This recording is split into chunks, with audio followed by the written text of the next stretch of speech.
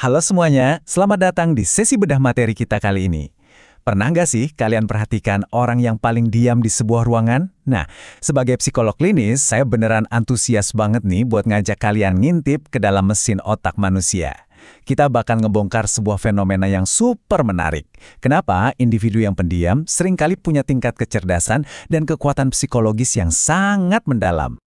Oke, ini dia peta perjalanan kita hari ini. Kita bakal bongkar mitos soal kesunyian, ngintip ke dalam otak orang pendiam, bahas kehebatan observasi mereka, cari tahu kenapa diam itu kadang bikin ngeri, dan terakhir, kita pelajari kekuatan dari sebuah jeda.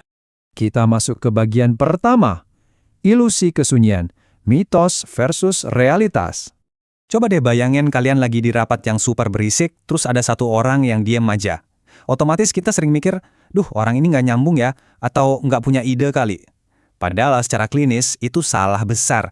Mereka bukannya lagi ngelamun atau nggak peduli. Sebenarnya mereka lagi menjalankan proses observasi tingkat tinggi yang butuh banget banyak energi otak. Di saat yang lain sibuk mikirin mau ngomong apa habis ini, si pendiam ini justru lagi nyerap semua data di ruangan itu. Nah, kondisi tadi ngebawa kita ke konsep keren yang namanya asimetri data. Konsep ini benar-benar ngubah cara pandang kita. Sadar nggak sih, orang yang ngomong terus itu sebenarnya lagi bocorin data perilaku mereka sendiri. Mereka ngasih tahu kelemahannya, strateginya, sampai titik buta mereka. Sementara itu, si pendiam malah berubah jadi berangkas baja yang super aman. Mereka ngumpulin semua informasi berharga tadi, tapi sama sekali nggak ngasih tahu apa-apa soal diri mereka sendiri. Pinter banget kan? Kutipan ini pas banget buat menggambarin hal itu. Agak sedikit kelam sih, tapi bener banget kan? Nggak ada orang yang merencanakan pembunuhan sambil teriak-teriak. Ini ngerangkum dengan sempurna seberapa dalam kalkulasi yang ada di dalam kepala seorang introvert atau orang pendiam. Proses yang terjadi di balik keheningan itu jauh lebih kompleks daripada suara berisik yang kita dengar di permukaan. Sekarang kita masuk ke bagian kedua, di dalam otak yang tenang. Kita bakal lihat secara langsung diagnostik kognitifnya. Jadi begini, menjadi pendiam itu bukan cuma sekedar kebiasaan pemalu atau preferensi kepribadian aja. Ini adalah perbedaan fundamental tentang rute dopamin di otak, alias gimana otak kita mencari kepuasan. Orang yang ekstrovert butuh rangsangan dari luar, butuh interaksi, butuh divalidasi buat ngerasa puas.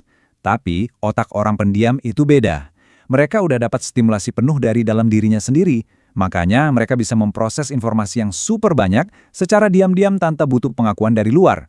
Karena mereka nggak buang-buang energi otak buat terus-terusan merangkai kata untuk diucapin, individu pendiam biasanya punya memori kerja yang jauh lebih unggul.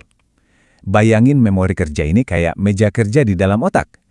Nah, karena mejanya kosong dari beban berbicara, mereka bisa mendedikasikan seluruh ruang mentalnya buat nganalisis omongan kalian secara real time, nyari makna di baliknya, dan ngehubungin itu semua dengan gambaran yang lebih besar.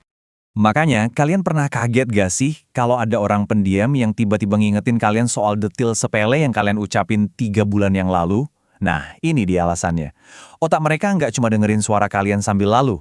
Mereka benar-benar memproses makna terdalam dari omongan kalian dan menyimpannya dengan sangat rapih karena mereka sungguh-sungguh mendengarkan. Lanjut ke bagian ketiga, keuntungan observasi. Mari kita eksplorasi mesin tak kasat mata yang bekerja di sini. Waktu orang-orang yang berisik sibuk ngomong sampai mereka bingung sendiri, orang pendiam justru lagi asyik ngejalanin protokol kognitif 3 langkah yang super presisi ini. Pertama, mereka ngambil omongan kalian, terus mereka kasih label emosi atau konteks di situ. Terakhir, mereka nyocokin itu sama pola perilaku kalian selama ini. Mereka itu secara harfiah lagi nge-scan dan memetakan profil psikologi seisi ruangan. Dan mereka ngelakuin ini pakai sesuatu yang disebut metakognisi. Simpelnya, ini tuh kemampuan buat mikirin apa yang lagi dipikirin. Orang cerdas yang pendiam gak cuma sekedar duduk dan dengerin. Di dalam kepalanya, mereka lagi memantau proses berpikir mereka sendiri. Mereka ngecek fakta, nyari tahu kalau ada omongan kalian yang gak konsisten atau bertentangan. Intinya, mereka lagi ngelakuin audit logika secara live di dalam kepala mereka. Keren banget kan? Coba perhatikan daftar tugas kognitif ini. Semua proses rumit yang gak kelihatan ini nyedot energi mental yang gak main-main besarnya. Makanya, seorang pengamat yang cerdas lebih milih buat tetap diam. Mereka mau mengalokasikan fokus dan energinya secara efisien buat hal yang benar-benar penting, daripada ngebakar energi buat obrolan ringan yang nggak ada maknanya. Masuk ke bagian keempat, mengapa kesunyian mengintimidasi kita. Kita akan bahas respons ancaman di otak. Pertanyaannya, kenapa sih otak manusia secara naluri tuh takut banget sama yang namanya keheningan atau diam? Jawabannya simpel dan balik lagi ke evolusi kita sebagai manusia. Otak kita itu paling nggak nyaman kalau kekurangan informasi. Di alam liar zaman dulu, apa yang nggak kamu ketahui itu beneran bisa ngebunuh kamu. Jadi pas kalian diem aja, orang-orang di sekitar kalian tuh bener-bener ngalamin stres kognitif. Otak mereka secara otomatis ngebaca diemnya kalian itu sebagai ancaman ambiguitas. Karena mereka nggak bisa nebak apa yang lagi kalian pikirin, alarm bahaya di otak mereka langsung berbunyi. Akibatnya, mereka jadi gugup dan terus-terusan ngomong cuma buat ngisi kekosongan informasi itu. Tapi yang menarik, cara orang menafsirkan keheningan ini beda-beda banget tergantung budayanya. Budaya Barat mungkin panik dan ngira orang yang diam itu lagi marah atau canggung. Tapi di budaya Asia atau Nordik, diam itu justru dilihat sebagai tanda rasa hormat dan kebijaksanaan. Tapi yang bikin takjub, walaupun budayanya beda, mekanika di dalam otak orang yang diam itu tetap sama. Mereka sedang mengumpulkan data. Dari ketidakpastian inilah lahir sesuatu yang kita sebut gravitasi sosial. Kalau kalian bisa tetap tenang, nggak gampang kepancing, dan nggak butuh persetujuan orang lain, itu bakal nyiptain daya tarik sosial yang luar biasa besar. Ini nih yang bikin individu pendiam seringkali kerasa sangat mengintimidasi dan berwibawa, padahal mereka nggak perlu ngeluarin satu perintah pun. Dan sampailah kita di bagian terakhir, kekuatan jeda.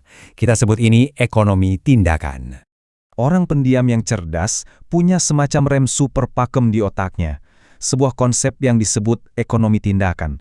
Kalau diprovokasi, mereka nggak langsung meledak. Mereka dengan sengaja menciptakan jeda. Mereka menolak ngasih reaksi yang dicari-cari sama orang yang mau manipulasi mereka. Dengan membatasi kata-kata, nilai dari suara mereka jadi naik drastis karena langka. Jadi pas mereka akhirnya bicara, semua orang pasti langsung mendengarkan. Sebagai penutup dari bedah materi klinis kita hari ini, coba kalian ingat-ingat ke 8 poin di daftar ini. Poin-poin ini adalah bukti ilmiah bahwa pikiran yang sengaja dibikin tenang itu bukan berarti tanda kelemahan. Sebaliknya, itu adalah tanda sebuah sistem otak yang sedang beroperasi di level performa tertingginya. Kutipan bijak dari tokoh kuno Lao Tzu ini benar-benar sejalan dengan ilmu neurobiologi modern yang baru aja kita bedah. Otoritas sejati, rasa percaya diri yang asli, dan kecerdasan yang sesungguhnya nggak pernah butuh teriak-teriak buat cari perhatian. Nah, saya mau ninggalin kalian dengan satu pertanyaan provokatif buat direnungin. Kekuatan apa sih yang kira-kira bisa kalian buka dalam karir atau kehidupan pribadi kalian hari ini kalau kalian memutuskan untuk mulai ngurangin bicara dan lebih banyak observasi? Coba deh dipikirin. Terima kasih udah bergabung di sesi analisis kali ini dan sampai jumpa di pembahasan materi kita selanjutnya.